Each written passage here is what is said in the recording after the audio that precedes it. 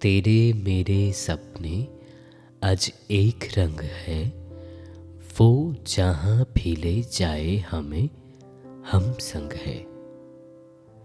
তোমার আমার স্বপ্ন আজ একই পথে, সে যেখানেই নিয়ে যাক না কেন আমি তোমার সঙ্গে আছি। আহা, কি কথা! একজনের প্রতি কতটা ভালোবাসা থাকলে এমনটা বলা যায়। বিষয়টা অনেকটা ওই রক্তের মতো। প্রতিটা মানুষের রক্তই এক, রক্তের রং এক, কিন্তু পার্থক্যটা এখানেই যে রক্তের চরিত্রগুলো আলাদা। গাইড সিনেমার এই গানটা শৈলেন্দ্রের কথায়, এস.ডি. বর্মনের সুরে ও মোহাম্মদ রফির কণ্ঠে আমরা বহুবার শুনেছি। গানটিতে লিপসিং করেছেন দেবানন্দ অ্যান্ড ওয়াহিদা রহমান। সেই দেবানন্দ যাকে আমরা অনেক সময় ট্রোল করে কিংবা মিমিক্রি করে অনেকের সঙ্গেই তুলনা করেছি, কিন্তু দেখো সেই মানুষটাই কেমন করে এক অপূর্ব ইতিহাসের সাক্ষী। মনের কনফেশনের পডকাস্টগুলো যদি একটু রোমান্টিক না হয় বা রোমান্টিকভাবে শুরু না করি, তাহলে কেন জানি না মনটা ঠিক আসে না। আসলে মনটাকেও তো তৈরি করতে হবে এমন একটা পডকাস্ট রেকর্ড করার জন্য। কারণ মনের কনফেশন নামক এই পডকাস্ট হলো একটি ভয়েস ওভার পডকাস্ট, যেটা তোমার আমার দুজনারই মনের কথা বলে থাকে, ক্লান্তির মুহূর্তগুলো শেয়ার করে থাকে, এবং প্রতিটা ক্লান্তির মুহূর্তে মনের কনফেশন আমাদের কাছে হয়ে থাকে একটা রিফ্রেশমেন্ট পিল।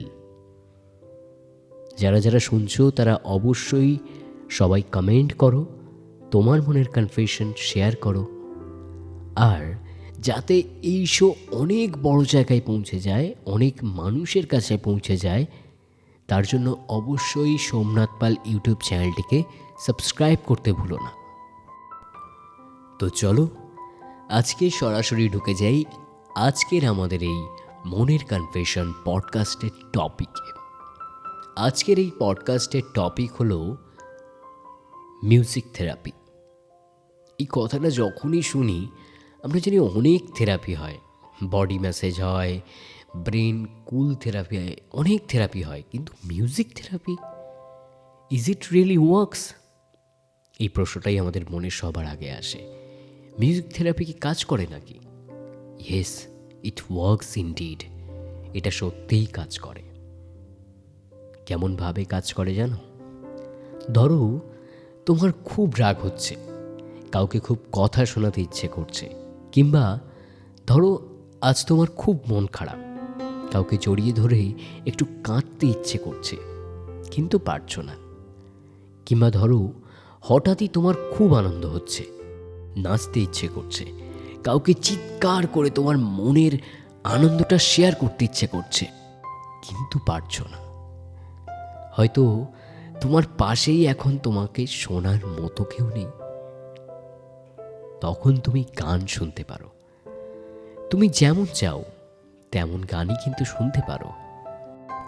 কিছু ক্ষেত্রে হয়তো তোমার মনে হবে যে না, শুনবো না। কখন মনে হবে বলো তো?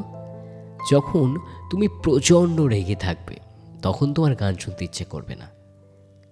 কারণ তোমার মনও এইটা জানে যে যেই মাত্র তুমি গান শুনবে, তোমার এই রাগটা ফোকাস হারিয়ে ফেলবে। ফোকাস হারিয়ে তখন গানের ওপর গিয়ে পড়বে, আর স্বাভাবিকভাবেই রাগটা তো তখন পড়ে যাবেই। সুতরাং তখন তোমার গান শুনতে ইচ্ছে করবে না। কিন্তু ধরো যদি তুমি তোমার দুঃখটাকে যাপন করতে চাও, তুমি চাও তোমার এই দুঃখটাকে আরেকটু বেশি ফিল করতে, কারণ তুমি সেই দুঃখটাকে একটা কাজে লাগাতে চাও, একটা ক্রিয়েটিভ কাজে লাগাতে চাও, সেই সময় তুমি কিন্তু অবশ্যই দুঃখের গান শুনবে, দুঃখের কথা শুনবে। এমন মনোলগ কিছু শুনতে পারো যেগুলো সত্যিই তোমার দুঃখটাকে আরেকটু বেশি এন্ডেভার করতে তোমাকে সাহায্য করবে। এবং দেখবে গানের বা সেই মনোলগের প্রতিটা কথায় তুমি তোমার নিজেকে খুঁজে পাচ্ছ, নিজের অস্তিত্বকে খুঁজে পাচ্ছ। এটা সত্যিই কাজ করে। না হয় এই পডকাস্টটার পরে তুমি তোমার ফেভারিট প্লেলিস্টের একটা গান শুনে নিও। অনেক মানুষকে তুমি শুনবে যে তারা সবসময় তাদের কানে হেডফোন দিয়ে থাকার কারণে তারা কেউ কেউ গাড়ি চাপা পড়েছে, কেউ কেউ বা রেল লাইন পার হতে গিয়ে অন্যমনস্কভাবে চলার কারণে রেলে চাপাও পড়েছে। কিন্তু তুমি কি জানো এদের আসল কারণটা কি? কেন এরা সবসময় গানের ভিতর ডুবে থাকতো? তার কারণ এদের মনের ভিতর কোথাও এমন একটা জায়গা ছিল যে জায়গায় এরা প্রচণ্ড পরিমাণে একসময় কষ্ট পেয়েছে। মনের একটা বিশাল বড় ক্ষত রয়েছে। সেই ক্ষত এদের প্রতি মুহূর্তে যন্ত্রণা দিত, আর সেই যন্ত্রণা থেকে মনটা ঘোরানোর জন্যই এরা গান শুনতেন। কিন্তু তাই বলে আমি তোমাকে বলছি না যে তোমাকেও গান শুনতে হবে রাস্তায় বেরিয়ে। একদমই নয়, একদমই তা নয়। আজও অনেক মানুষ দেখবে তুমি ট্রেনে, বাসে, যারা উঠেই সিট পেলেন কি পেলেন না, কিন্তু উঠেই কানে আগে হেডফোন দেবেনি এবং কানে হেডফোন দিয়ে চোখ বন্ধ করে দাঁড়িয়ে থাকেন। কেউ দাঁড়িয়ে থাকেন, কেউ বসে থাকেন, কারণ তাদের এই সমস্ত আশেপাশের মানুষগুলো অভ্যেস হয়ে গেছে। তারা এই সমস্ত আশেপাশের মানুষগুলোর প্রকৃতি চিনে ফেলেছেন, যার কারণে তাদের এখন মনে হয় যে এদের কথা আর শুনে কোনো কাজ নেই। তার থেকে বরং আমি আমার ফেভারিট প্লেলিস্টের একটা গান শুনি, আমি আমার ফেভারিট আর্টিস্টের একটা ভয়েস ওভার শুনি কিংবা একটা মনোলগ শুনি।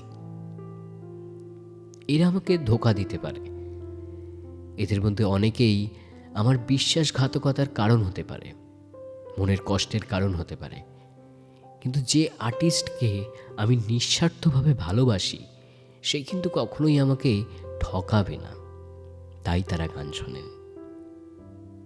কে বলতে পারে হয়তো তুমিও এখন তাই করছো। আজ হয়তো আমাকে শুনছো তোমার এই ফেভারিট পডকাস্ট, যার নাম মনের কনফেশন, একটি ভয়েস ওভার পডকাস্ট। আমরা প্রত্যেকেই একটা গোটা দিনের অনেকটা অংশ জুড়ে সুখ, দুঃখ, হতাশা, ব্যর্থতা, সাফল্য সব কিছুরই স্বাদ পাই। এটুকু আমাদের প্রত্যেকেরই একদম একান্ত আপনার। কিন্তু সেই অংশে না কেউ হাত দিতে পারে, হাত বাড়াতে পারে, বা না কেউ সেই অংশের কেউ কখনো ভাগিদার হতে পারে। সেই অংশটা সম্পূর্ণই আমাদের। আমরা সেই অংশের রাজা, এই অংশের মালিকানা কেউ নিতে পারবে না। তাই সেই অংশটাকেই আমরা আমাদের নিজের মতো করে নাম দিয়েছি মন বলে। হ্যাঁ, মন বলে। সেই মনই বলছে, হতে নাই পারি আমি শ্রেয়া ঘোষাল, হতে নাই পারি আমি অরিজিৎ সিং, হতে নাই পারি আমি পণ্ডিত যশরাজ, কিন্তু তাই বলে সুরকে ভালোবাসতে পারবো না, বা সুরকে ভালোবাসতে কোনো যে খেসারত দিতে হয় এমনটা তো নয়। আমি তো হতেই পারি একজন ছাপোষা মধ্যবিত্ত মনের মানুষ। গানকে ভালোবাসতে, সুরকে ভালোবাসতে তো কাউকে কৈফিয়ত দিতে লাগে না, দিতে হয়ও না। তাই মনের কারণ হলেও রোজ কিছুটা সময় মনকে দেওয়া ভালো, অর্থাৎ গানকে দেওয়া ভালো। জীবনের অনেক বড় ধাক্কা, অনেক মন খারাপ, অনেক অজানা বুকের যন্ত্রণা সারাবার ক্ষমতা কিন্তু গানের আছে, সুরের আছে। মনের কষ্ট এগুলো সারিয়ে তোলবার কিন্তু গানের আছে ক্ষমতা, সুরের আছে ক্ষমতা। তাই রোজ নিজের মতো করে হলেও নিজের মনকে কিছুটা দিন, কিছুটা সময় দিন, গান দিন, সুর দিন, ফেভারিট একটা প্লেলিস্ট দিন, মনের পাহাড়কে টালিয়ে ফেলুন আর শুনতে থাকুন আমাদের এই পডকাস্ট, যার নাম মনের কনফেশন, একটি ভয়েস ওভার পডকাস্ট। আজকের মতো এখানেই চললাম। আমি সোমনাথ। ভিডিওটা ভালো লাগলে অবশ্যই এই চ্যানেলটিকে সাবস্ক্রাইব করতে ভুলবেন না। ভিডিওটাকে সকলের মাঝে শেয়ার করতে ভুলবেন না। ভিডিওটাকে লাইক করতে ভুলবেন না। আর অবশ্যই আমাকে একটা কমেন্ট করে যেতে ভুলবেন না, কারণ মনের কনফেশন চায় আপনাদের মতো অনেক আরও মানুষের মনের কথা বলতে, ঠিক যেমন আজ আপনার মনের কথা বলল, ঠিক তেমন আপনিও তো চান,